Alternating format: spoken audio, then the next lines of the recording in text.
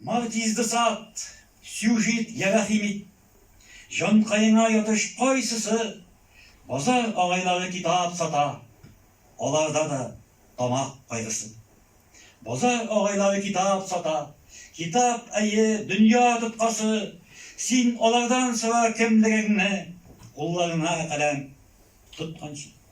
Bozar ağayları kitap sata, Esin imiş akıl satasın, Tatar akılları tişten sımla, Akılını zilge attarsın, Bozar ağayları kitap sata, Maceralı kissa, kemikler, Bugün ene kitap bastırırga, Okşezlep şava edipler, Koy tarafka ağa bu zamana, Ehli kalem ehil düveden, Hayır istep yeri, tukayga, Boylar ene, üzzet tülegen.